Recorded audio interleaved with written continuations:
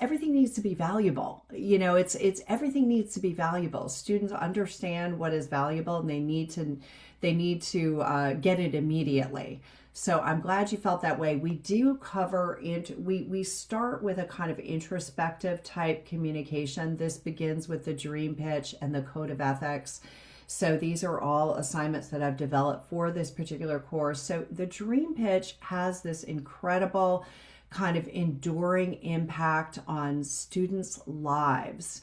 I'm just so moved and astonished every time I talk to former students, and I have a ton of them, a ton of mentees. I keep in touch with them. I'm a USC mentor, and we joke around. They are living the dream. Or if they're not, we're talking about it years from now. We're talking about it. Hey, you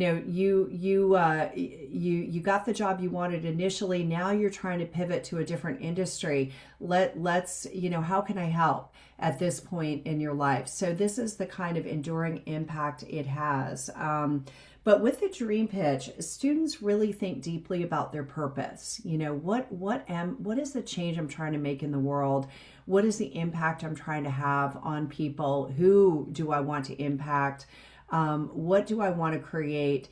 And then they're doing a lot of research, deep research, in fact, on different industries, different sectors, places that they may not typically be destination companies or places that we think of. And maybe they want to be entrepreneurs, maybe they want to, do something very different. So they do a lot of, scoping and scanning and research across industry and across professions, and really trying to figure out what they want to do and what they think they can make a significant contribution to. And then they develop a roadmap, Paul. It's a whole, I think of these as living documents. These are paths for them to follow. And what they get from it is they get a tool. It becomes a tool that they keep, that it's a reference for them. There are a lot of people competing for young people's attention, for students' attention. Yeah. When you get in a company, all of a sudden it's all about them. What was I trying to do? This is not what I thought I was going to be doing. And so I feel like giving them that tool, they can always refer to it. They can always build it. It actually gives them a tool to lead themselves, to guide themselves into the future before life and other people's kind of plans kind of jump, encroach on that. So I feel like at this age, 18 to 22 or whatever the general college age is, or people that are in college, I should say,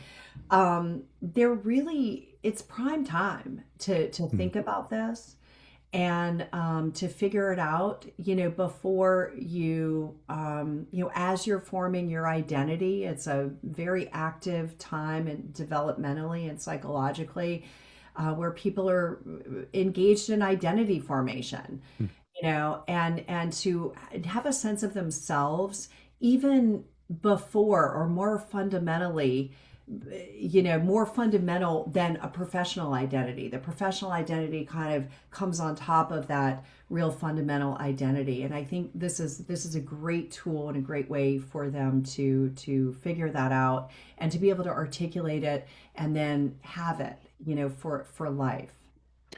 When it comes to writing, and to give our listeners a little bit of context, we're talking about a course called Writing 340, which is an upper division requirement for all students at USC, and then specifically for engineering students, the advanced communication for engineers. Oh, sorry, what's the name of the course? I skipped on Yeah. it. That's it? Yeah. Advanced writing and communication for engineers. For engineers. So specifically for our students. And Hannah is just finished this class this semester and is in Professor Weiss's, has completed this class. So I want to come back to Hannah in a minute. But when you find students, you're essentially, for lack of a better term, teaching mostly juniors and seniors in their engineering upper division years.